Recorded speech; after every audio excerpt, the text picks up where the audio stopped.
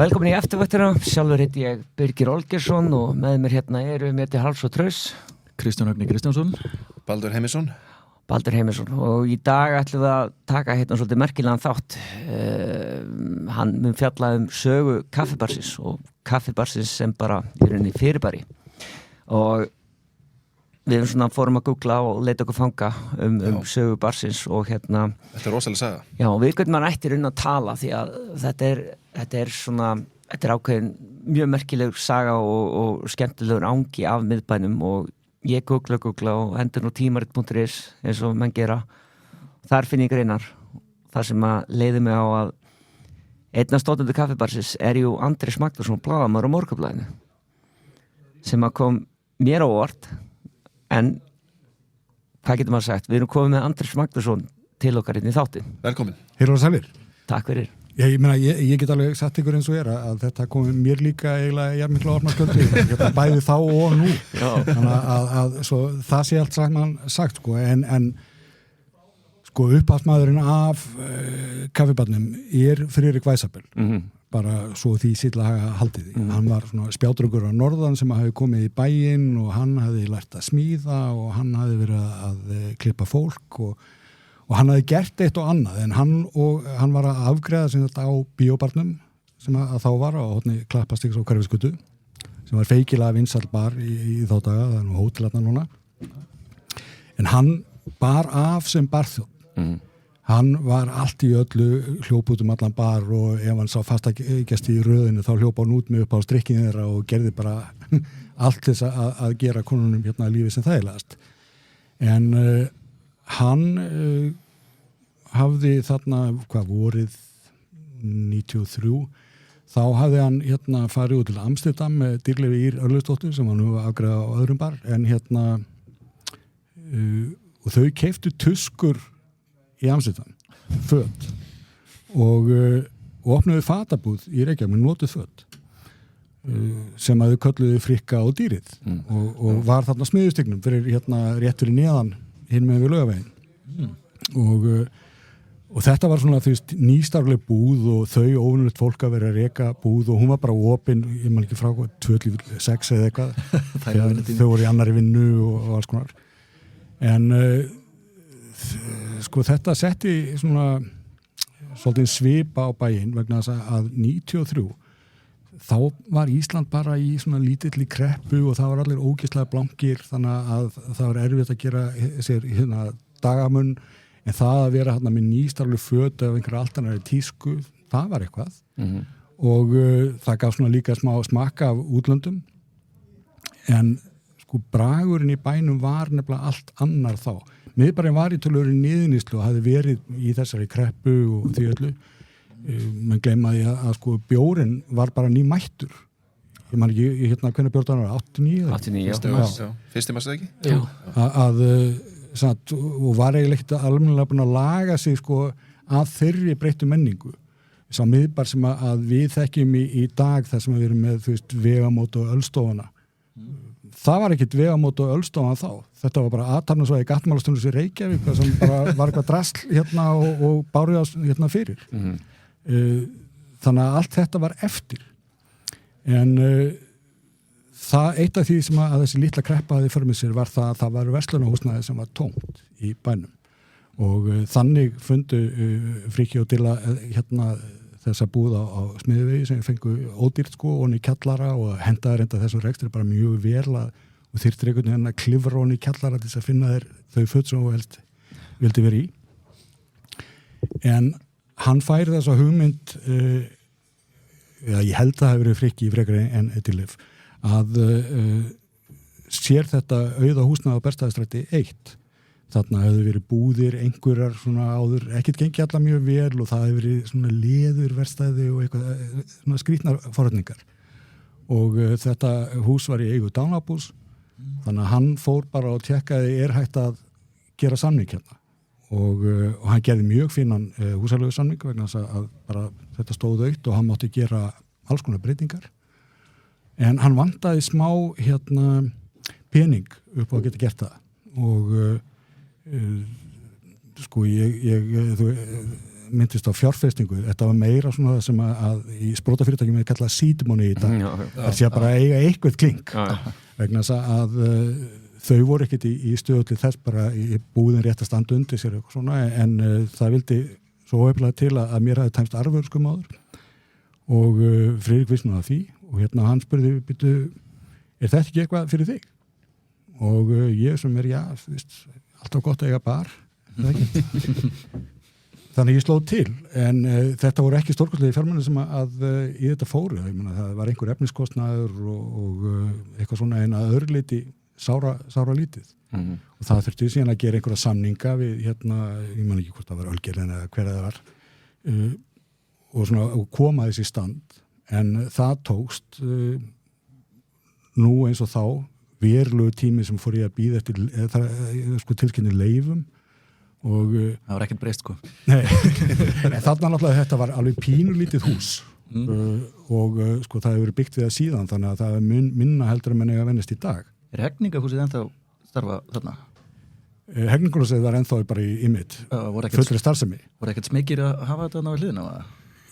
Okkur leik ekki dýrla yfir því, en ég veit að það voru gerir athugasemdir þar, rétt eins og var gert þegar að vegamóta portið var tekið í gegn. Já. Að fangelsismálastjóri skrifaði snúðut bréf þar sem hann taldi sig ekki þurfa að gera grein fyrir eitthvað, hann taldi óhefnilegt að það væri skemmtistaður við hliðina á fangelsi í miðbæ Reykjavíkur og datt greinilega aldrei í huga að það var eitthvað skrítið að vera með fangelsi í miðbæ Reykjavíkur, en ok. En það var sem sé farið í þetta að gera húsið upp eins og hægt var og það var búið til lítið eldhús uppi, pínulítið eldhús með 19 vöskum eða hvað það var og þetta var alveg starfandi eldhús þegar að við opnuðum loksins í desember 93 tókum held ég eina geirnarpröfu í lok nóvember en mér minnir að við höfum opnað á 1. des en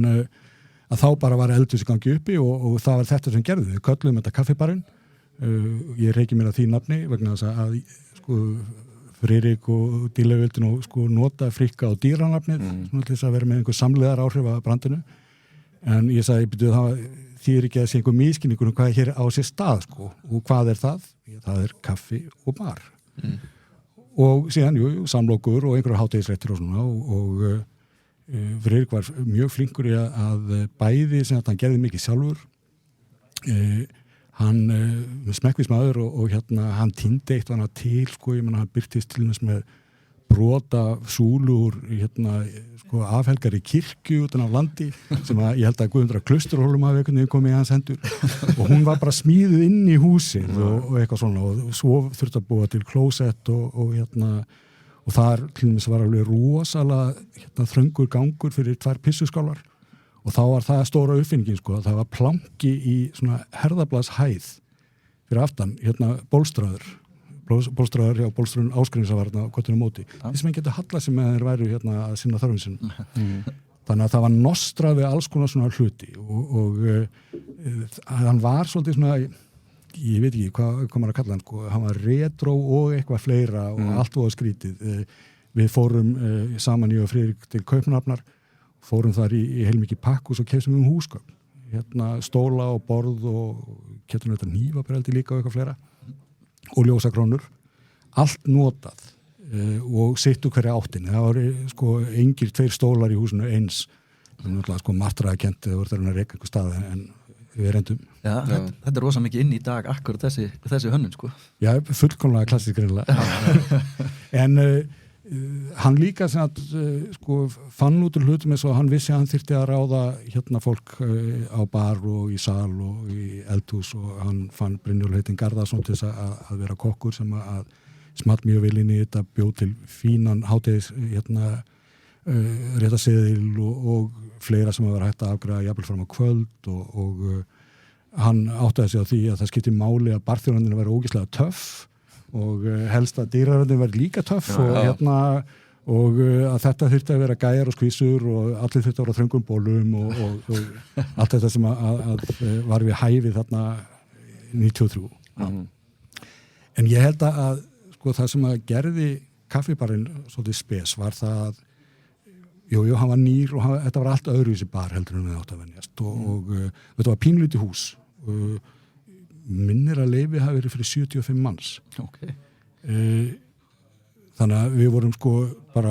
við fylgtum staðinn á 3 mínútum. En eitt af því sem að Friðrik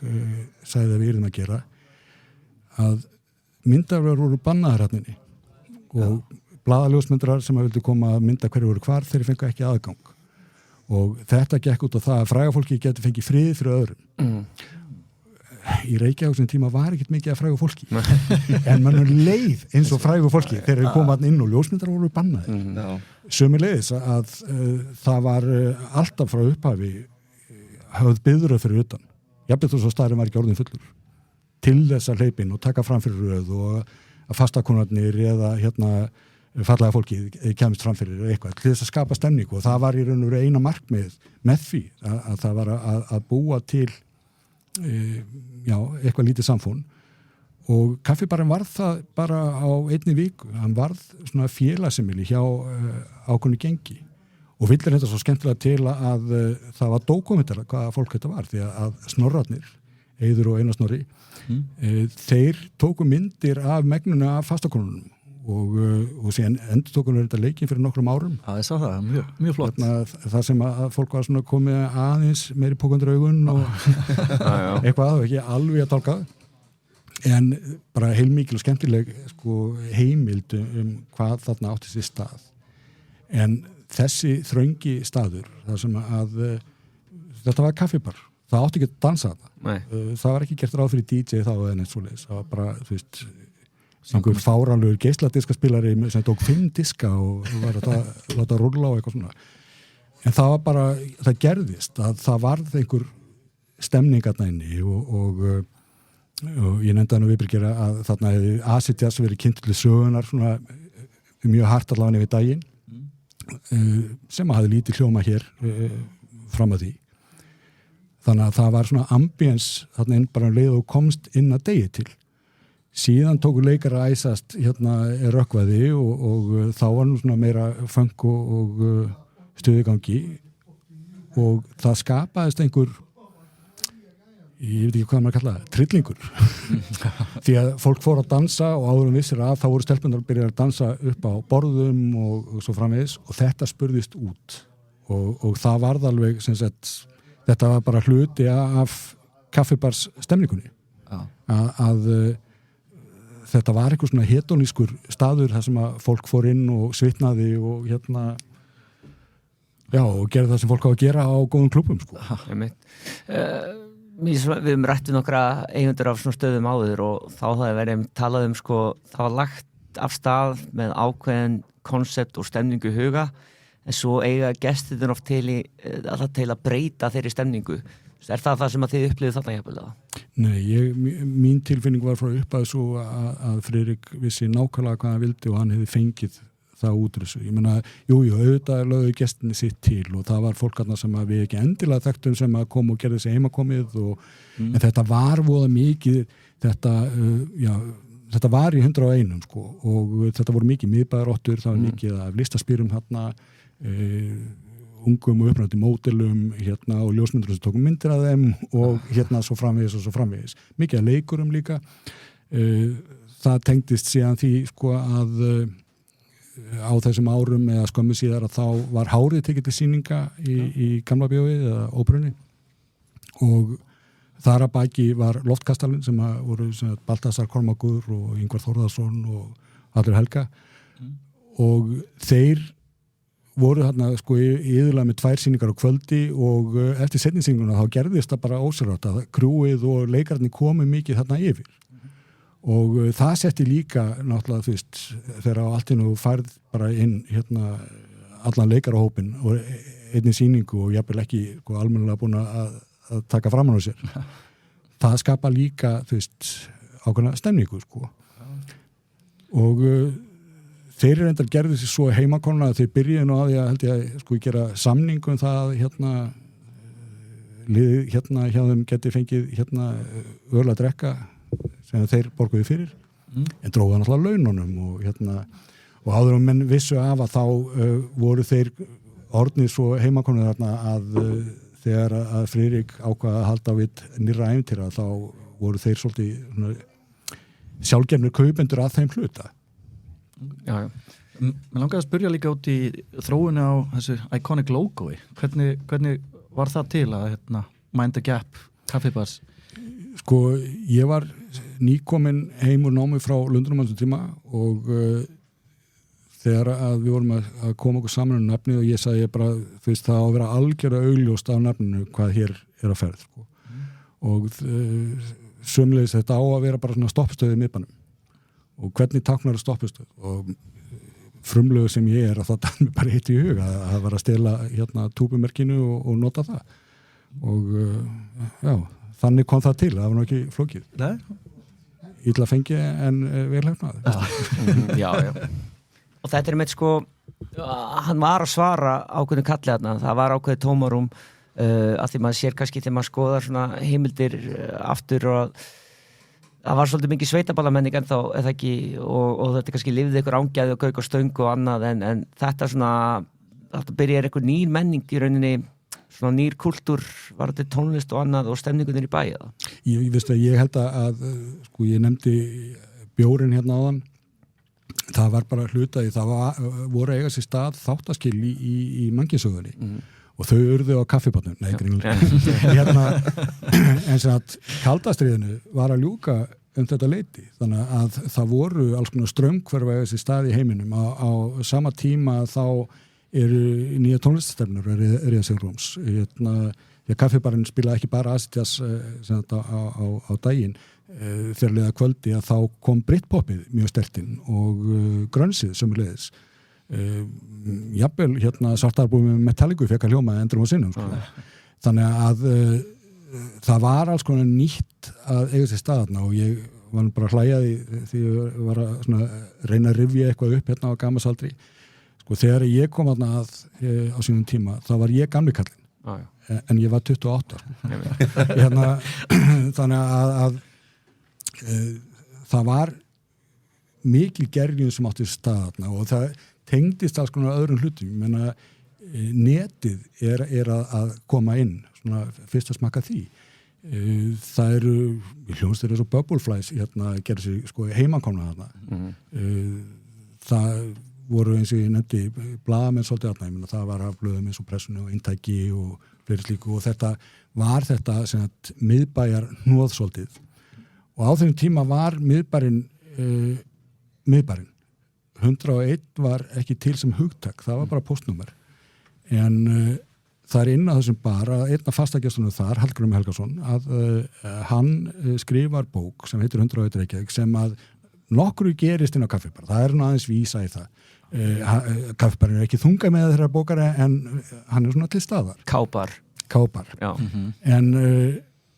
sko Hallgrímur hann fangaði einhvern ákveðin anda þarna andabreitinga og hvernig menn einhvern veginn líða áfram inn í breytingarnar á þess að átta sig endilega á því og fleira slíkt en þeir Ingvar Heiðar Þórðarsson og Baltasar, þeir ákvaða að þetta sé eitthvað þess að gera bíómynd úr og ég veit ekkert hvað þeir voru að spá hvort að þeir hugsaða sem einhvers konar auglýsingadæmi fyrir kaffibarinn eða hvað en kaffibarinn var sko þunga miðja þeirra bíómyndar og þeir fengu spænska stjörnu Viktoría Avril til þess að leika annað aðalhlutverki á móti Hilmi Snæ og úr varð bara fínasta bíómynd sem að er það er nokkur ár síðan horfðan á síðast en ég hló ennþá á réttu stöðum fannst mér og þannig að hún hefur svona nokkuð við sig en þá verður til svona, þessi hugmynd Hallgrímur býr til 101 sem sérstætt fyrirbæri sem að síðan endur speglast í 101 hóteli í dag og fólk talar 101 sem einhver hlut, einhverja menningu og þetta varð svona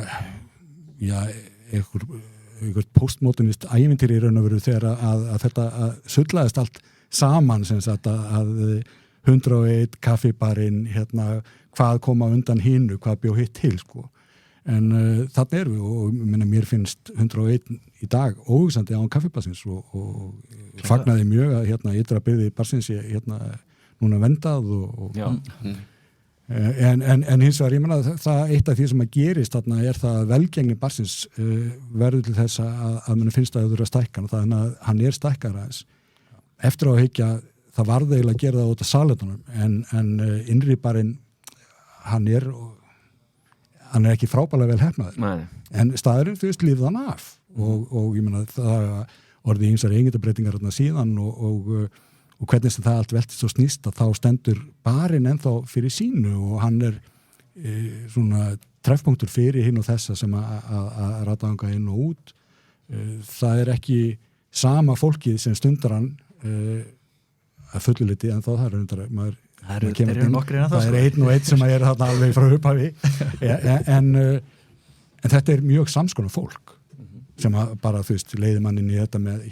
hjól tímans og þú veist, kynslóðu taka við af kynslóðum og það eru alltaf að finna upp nýja hluti og að gleyma gamla settinu en þetta samt sem áður margt og það svipað og ég meina, það eru sömu listaspýrurnar þarna inn eða jafnvel barnið þeirra. Já, og ennþá sama rauðin á Laugavegi líka? Jú, bara eins og vera ber, sko, ég meina,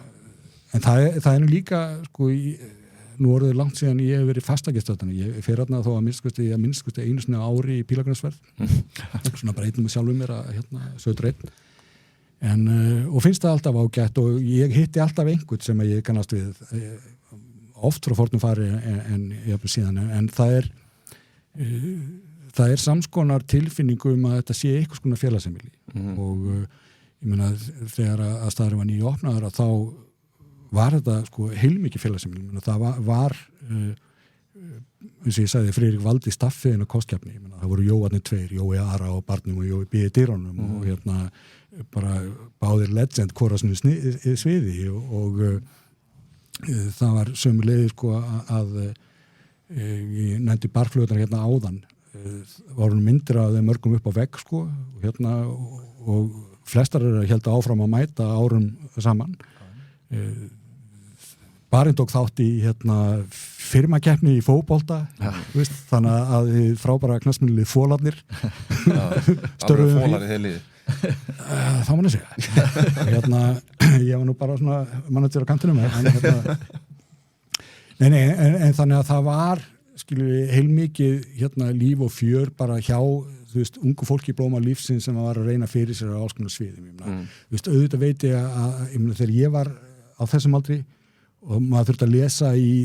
DFF eða vísi einhverjar glórium það hvað glumbar hefði við frábæri gamla dag maður geispaði langa leiðir og ég gerir ráð fyrir að einhverjum finnist þetta frekar fordlegt að vera menningarsögulegt gildi kaffipassins en fyrir þessa kynslóð sem spratt úr grasi að þá var það einhvers virði og það var eitthvað sérstakt og maður sér það ennþá þetta í dag að barinn stendur fyrir sínu að breytum breytanda bara til að hafa mikið með það líka sko í þessu þegar þú segir þetta samt að þegar þú segir þetta fólk svona gerði litið á sem hjákallega sög og allt annað mest að galin ummæli hjá þér en það er annað mál en þú veist við erum að lifa í dag sko og líka unga kynslóðin sko í rauninni mikið af þessari menningu ég meina DJ Margir slítur þarna barskónum það verður þarna til samstör og hljómsveitir og annað sem að bara við erum ennþá að lifa á í dag í rauninni það ekki það? Já, algjörlega og það auðvitað, ég meina, hlutverk sérkværar sko menningarmiðstöðar sem kaffi bara nónlega var og maður getur litið á að miðbær Reykjavíkur hafi verið og sé í stærra samhengi og þetta var heilmikill svona suðupottur og það er fullt af fólki sem að kynntist sem að fór að vinna saman eins og nefnir og annarlega sem fór bara saman í að búið til börn og það allt saman en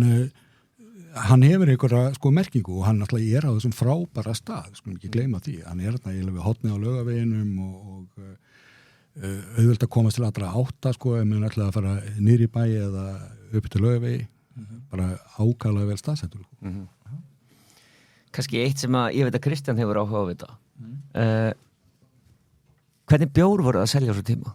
Veistu að ég búin að steingleyma það því ég hef aldrei verið mikil bjórmaður ég drekk bara Jim Beam í kók og alls áttu við það en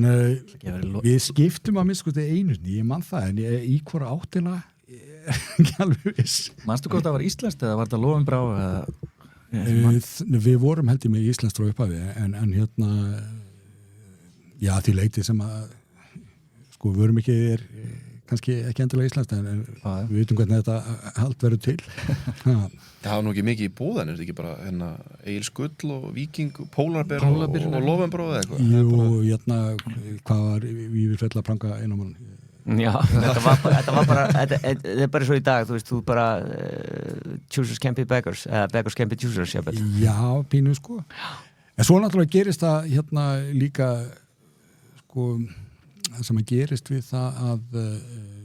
bíómyndin kemur út 101 Reykjavík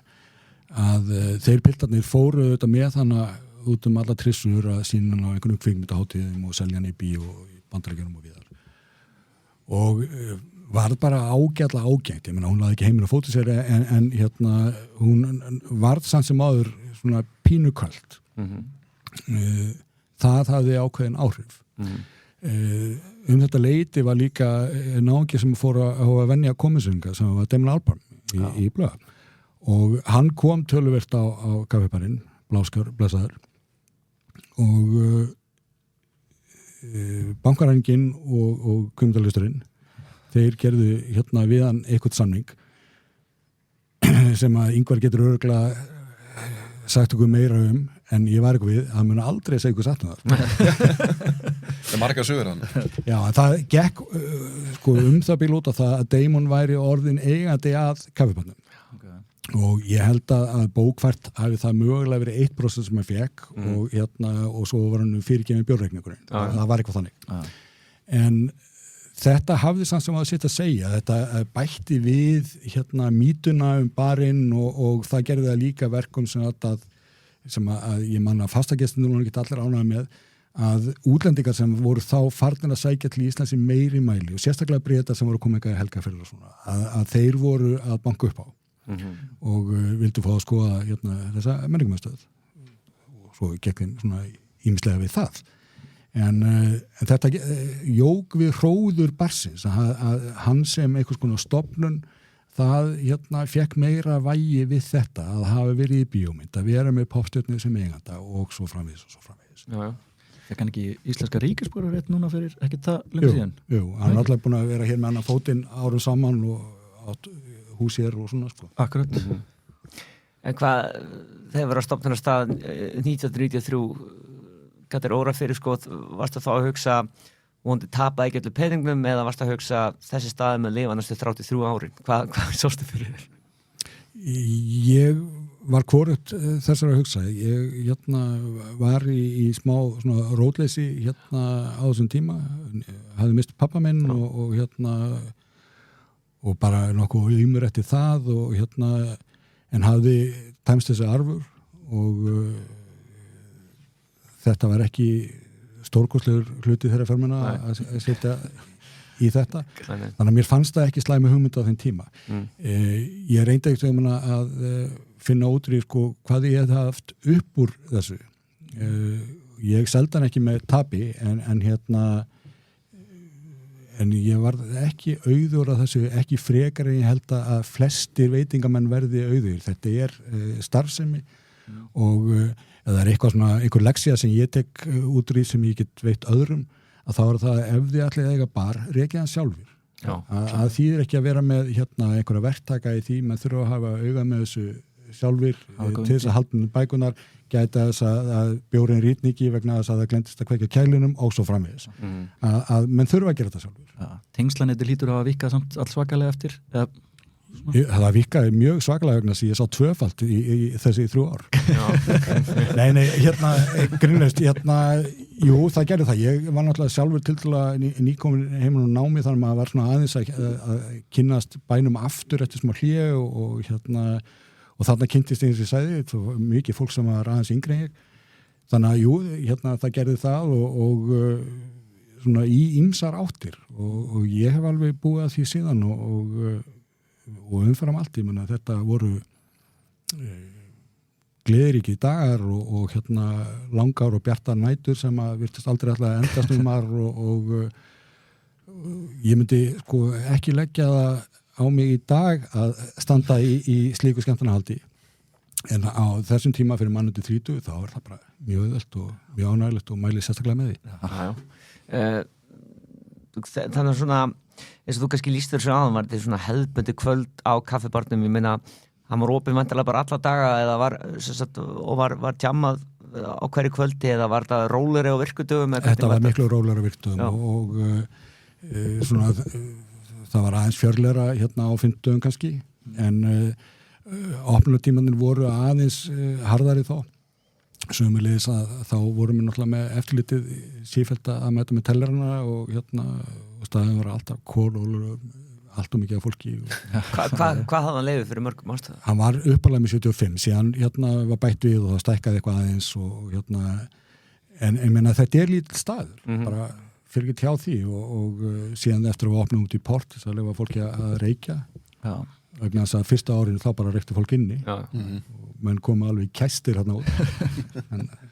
Hvað var opnunatíminn aftur á þessum tíma, manstu það? Hálf 6, hálf 7? 93 eða 4, 5 er það? Veistu að við svona, vorum með opið frá mótni ég minnir að við opnaði 11 á mótni og hérna og síðan bara byrjaði svona eitthvað að breytast kvöld þegar við lokuðum veldhúsinu en síðan var opið sem hatt í meiri viku bara til 1 og hérna og við svindluðum alltaf því eins og við gátum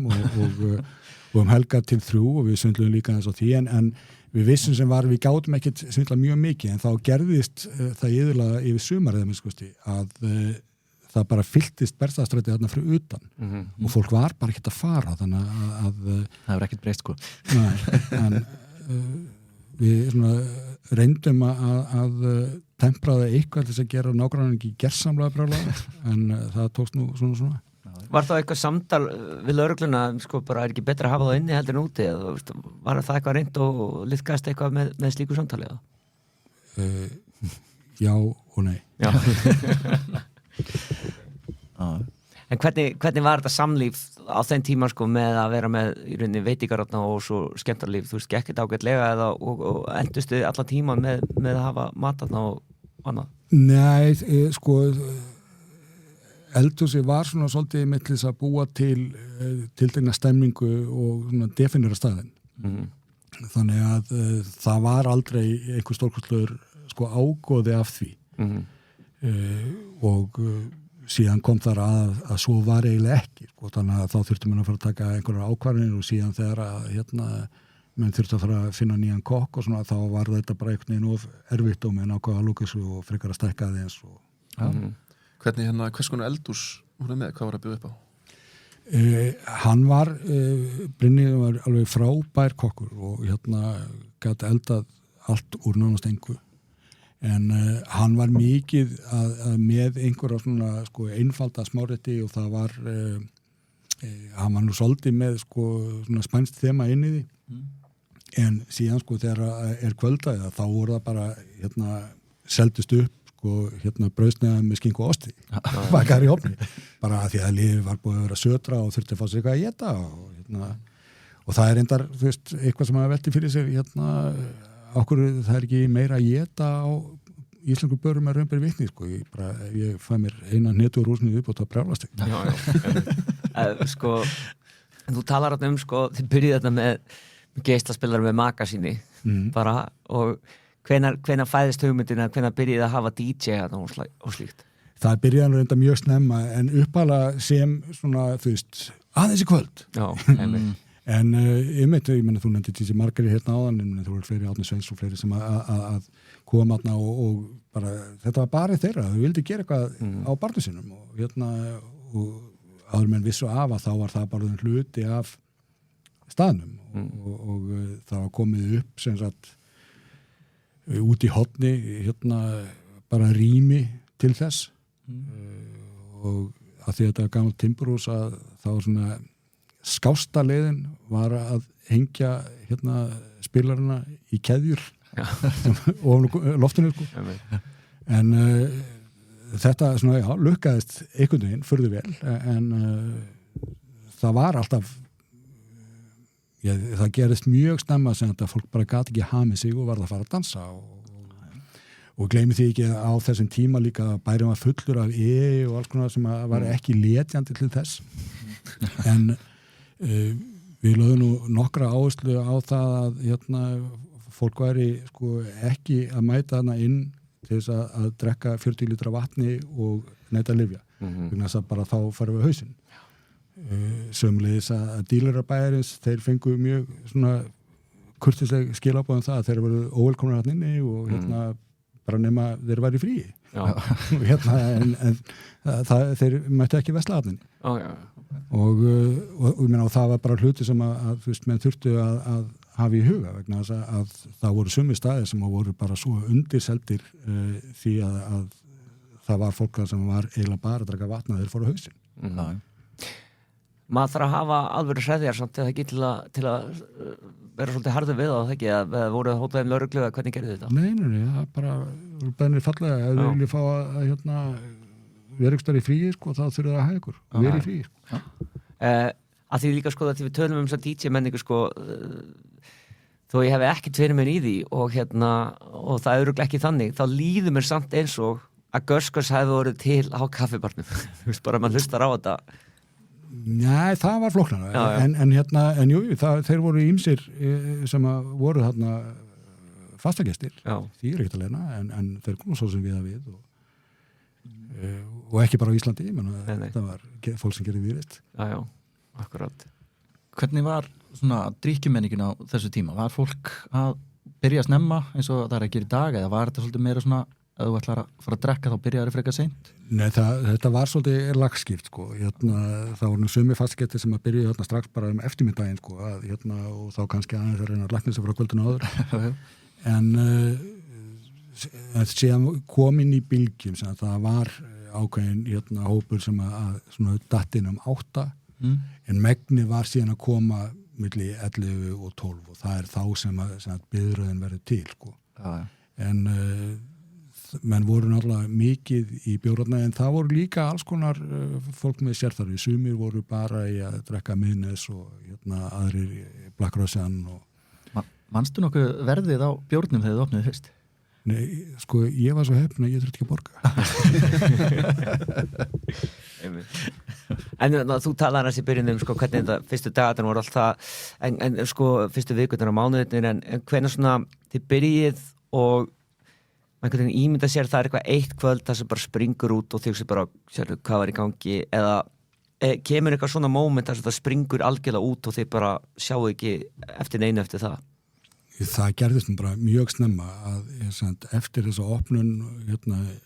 desember 93 voru svona smá byrjunaröruleikar hjá okkur að bara átt okkur á því hvernig staðinu virkaði en sko þetta voru fín jól og kom nóg af kassi í kassan og þá sáum við alveg að þú veist, þetta var eitthvað sem að var að virka svo þegar það kemur fram á voru 94 þá er þetta bara alveg gríðarlega vinsæll staður og mikið með að látið í pressunni og svo framvegis þannig að hann hjálpaði sér mikið sjálfur þannig ég held að við hefum keypt sko 2 auglýsingar alls og það var bara svona einhvern litlum blöðum hjá vinum okkar öðru liti þá bara gerða þessi sjálfur og það var alveg ég meina næstu 3-4 árin voru bara mjög tryllingslega og ég meina það er einn á ástæðunum fyrir því að ég sel mig út það er bara að ég orkaði ekki meiri skemmtun Og þegar þú selur úr hvað árið það? Já, nú þarf ég að rekna 96-7 Hvernig axlaðist það? Vildu þér? Það var sem við vorum þarna þá 3 eigendurnir, ég, Baltasar og Ingvar þeir höfðu orðaði að því að þeir vildu bara vera 2 með þetta eins og þeir voru 2 með loftkastarland þá og veit ekki hvernig þeir voru að hugsa það til að frá en þeir náttúrulega voru í heilmiklum business saman, ég var ekki business og ég kom ekki að rekstrunum þannig að ég var svona í raun og veru óþarfur silent partner þannig að það var nú bara gengið frá því þannig en við Baltasar gamlir skólabræður og við Ingvar ennþá vinnir og þannig að það var nú allt í mesta bróðurni Þetta er líka sko og mér vandaði pening, gott hefur ekki var líka sko krafturinn og sagt, mikilvægi staðsins sko lýsir kannski því að ég var að tala veit starfsfélaga minn til margra ára sem er mér aðeins eldri og hann talaði sko að kaffibarinn hafi verið það mikilvægur að hann átti félaga sem átti kærustu og hún hafi átti einhvers konar samskipti við annan mann og þeir ætluðu að ganga í skrokk á þeim manni en þeir hafi átt að sjá því ef við gerum það þá munum við aldrei aftur komast inn á kaffibarinn þannig að þeir völdu kaffibarinn Já, ég meina menn þurfa að taka ákvarðinu í lífinu Það skiptir með máli að fá að komast að inn sko. Er þetta ekki eiginlega eini staðan sem eftir lifandi eftir að bjórbannu var aflétt? Ég veit, amma mín afi átti sér skólabrú Já, sko ég þú ert náttúrulega alltaf einhvern veginn með Gaukin svona einhvern veginn Hann samt, ég veit ekki alveg hvað er að gerast núna þar sko. Nei, ég veit ekki Áslagur í Mósebí mögulega prikið en sko eru allir þessir staðir jafnveg þeir sem að sko lifa lengi eru það sömu staðir kaffibarinn var ekki sami staður 10 árum eftir hann var opnaður eins og hann var uppálega en þú veist hann samt sem áður einhver samfella vegamót hefur tekið miklum breytingum á sínum tíma Ölstofan að vísu mjög áþekkt því sem hann hefur verið undir stjórn þeirra frómeigenda en þar var uppalega sko annar bar allt öðruvísi sem var líkari kaffi list sem var á Klappastíg og þannig að þú veist þetta breytist allt en hver veit, ég bjó á Englandi í allmörg ár og þar kom maður inn á 5 eða 6 pubba sem allir státuð á því að vera elsti pub Englands en ég meina þeir voru sko 1000 ára gamlir Hvernig var samkeppnin á þessum tíma? Voru fleiri staðir margir fleiri í kringum ykkur? Þeim fjölgaði nú aðeins, ég meina það voru 22 frá ofan og síðan upp á Klappastíg og var list og einhverju fleiri en sko ég get ekki sagt að það hefur verið beinleins hörð samkeppni þannig, ég meina það voru biðraði fyrir utan alla staði sko, menn bara önnuð ekki það er frekar að maður hafi orðið var við bara ágæta samvinnu ég meina ef ég kom upp á þá var þetta að senda mann og fara lánaðan kút og eitthvað svona sko það gekk allt bara mjög áfallalust fyrir sig fannst mér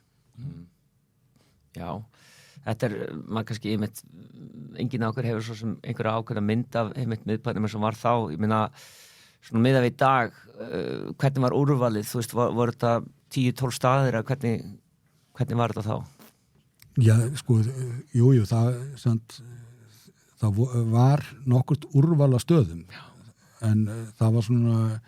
eins og núna það náttúrulega er skiptið svolítið og mismandi krát á mismandi stöðum og aldurshópar og á sumum stöðum þótt sem reykja pípur og virkja ljóð og meðan að öðrum vorum við meira að dansa og svona en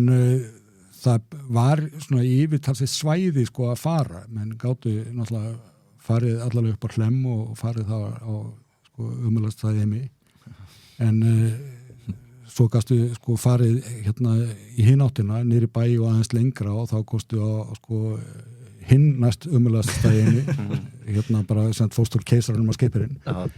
en þar á milli voru alls konar staðir ég meina það var á Vesturgötunni undir Nustinu var staður sem ég man ekki eitthvað heitir lengur en og það voru svona litla búllur hér og þar en fæst að þessu var mjög langlíft af einhver ástæðu og að hluta til það náttúrulega það að veitingarestur hefur stundum verið svolítið sko svona hobbymál mann hafa komið inn í það eða talið að það var í fundi fjö ég meina keisarinn var stofnað manni sem að seldi bát sko og stundum þetta eins og þekkist út í heimi það er fólk frá eftirlaun og ákveður að kaupa sér bara á Spáni eða eitthvað sumir koma inn í það með því hugafæri en það sem ég veist að hafa breyst til batnaðar er að það eru fleiri sem eru í þessu bara sem venjulega atvinnu að þetta er bara venjulega rekstur sem að fylgir eðlilegur lögmálum rekstrar og þarf að nálgast þannig og sumliti þá hefur kannski sko, ég veit að það eru margir sem að hafa gagnrýnt stóru ölsaluna fyrir það að vera einhvern veginn of ríkjandi yfir öllu saman og keypt sér leiðin með því að borga fyrir innréttinguna og það má alveg finna að því, þú veist, stundum finnst manni skrítið að geta bara fengið eina tegund af bjór inn á einhverju staði, en það er jafnframt með því hefur komið ákveðin ægi á það að menn þurfa að haga sér í rekstrinum og það bara þarf að gera upp og skila þessu. Þannig að þýlit til, það var svona mín tilfinning að þetta hafi batnað, þú veist. Ég man eftir því að þá þú veist, þið voru að spyrja samkeppni hérna áðan. Ég man eftir einu stað sem að við vorum frekar fúlir, sko. Við ættum bara ekki sénsi að keppa við í verðið en einu öðru og það vegna þess að bara þeir gerði ekki upp vaskinn bara svo einfalt og síðan þú veist fréttum maður að einhver hefði þurft að leita náður eins og bara eitthvað skeið út af nákvæmlega því en þú veist fekk ríki allan sem penning tilbaka, ég held ekki en það þýtti þegar þú ert með einhverja slíka lúsablesa þá það eyðilegur allan bransan sko.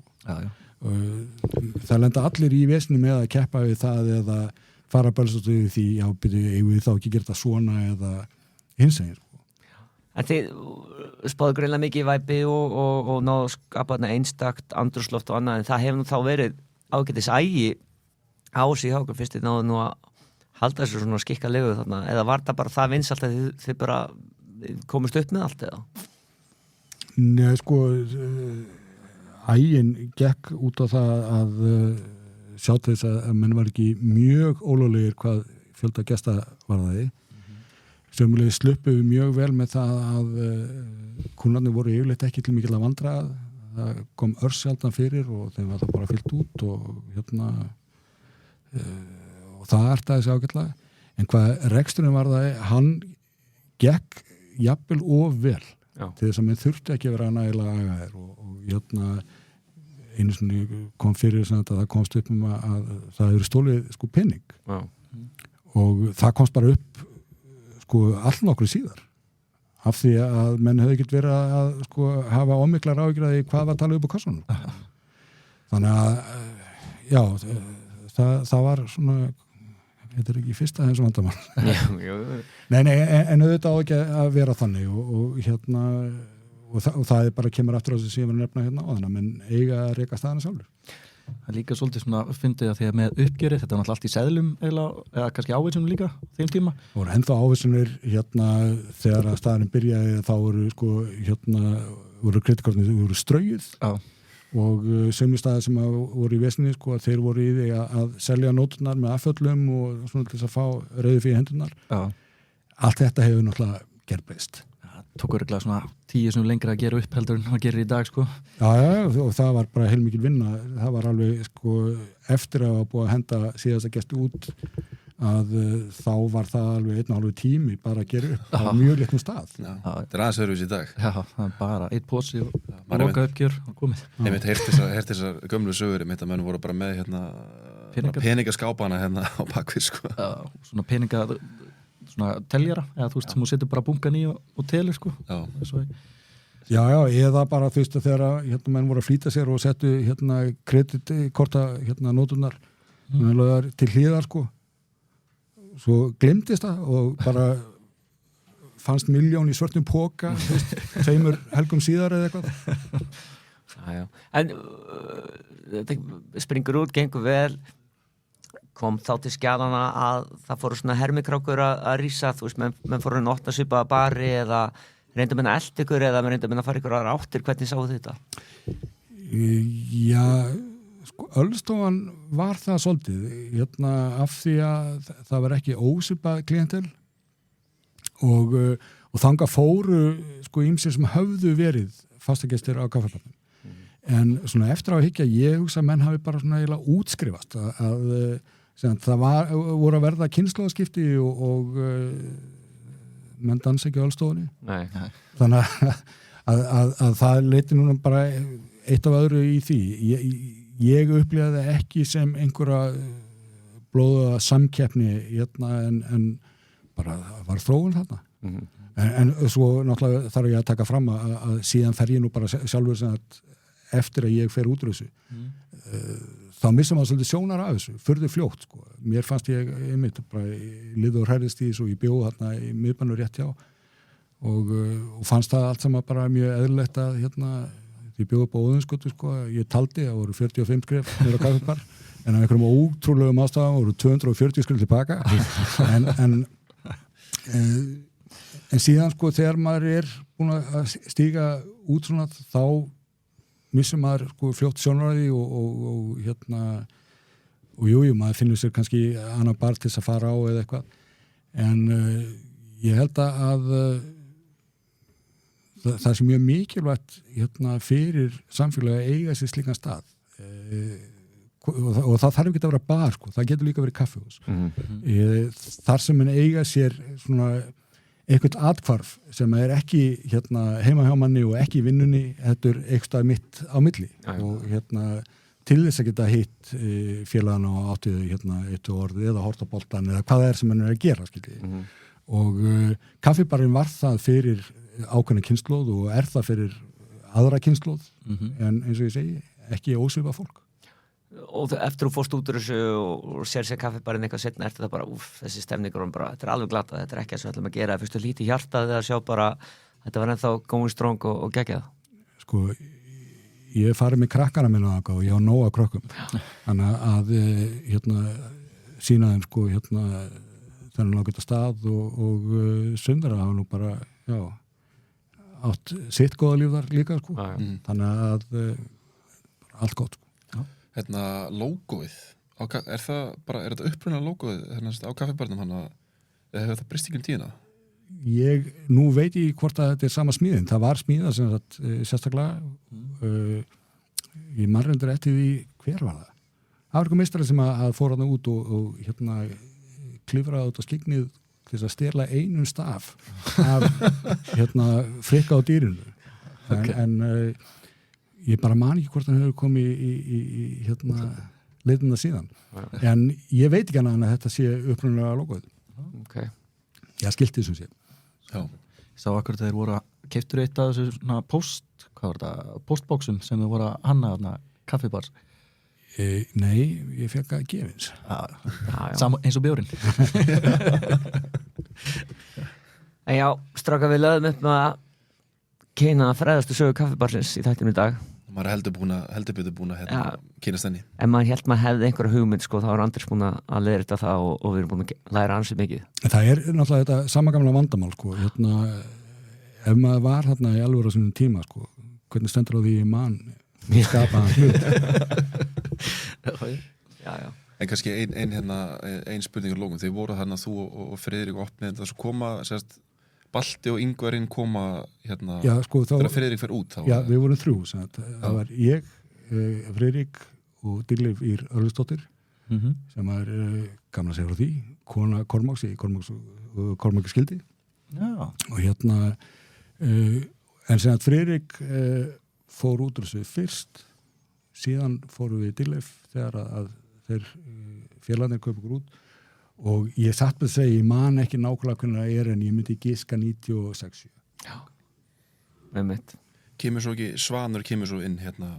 eftir þeim þá eða? 2006-07. Ég held að það hafi komið einn á milli. Já, ég held að líka. Já, ég held að Svanur sé eitthvað eftir 2010, held ég. Já, ok. Já. Með mitt að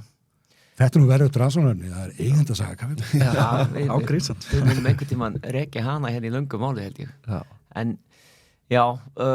kaffibarinn dag, þetta er svona staður þar sem að ég hef nú ímynd mína kaffibarnum er ekki svo sem að Andrés hefur rönda, hef ég nú bara komið hann inn í ansi góðri prósentu mjög seint og nótt. Já, sem svo bara flesti gera, held ég. Ég held ég hef aldrei farað inn bara fyrirminna því, við getum allan orðað þannig. Það er að prófa það getur verið mjög gefandi. Það er mjög rosa næs, setja hann upp í stundin þegar boltin er í gangi og flera. Já. Nei, en ég held líka svona eftir á að hyggja, sko, að kaffibarinn og þeir sem að vöndu komið sinni þangað, við höfum verið mjög heppin að því til að það var einhvern fullkomin tími til þess að opna nýjan gamlan bar, vegna þess að það var náttúrulega galdurinn við kaffibarinn var það að þú komst inn og þér fannst að þetta hlýta að vera hérna einhver tíma og það er þannig ennþá þú veist, ég meina það er ákveðið sjúsk á staðnum sem að bara á að vera þar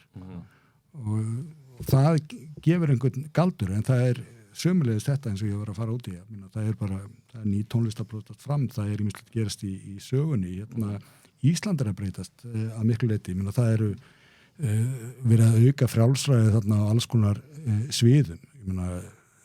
eina ástæðan fyrir því að Friðrik talaði um mig var svo að hann gæti ekkert freyði banka.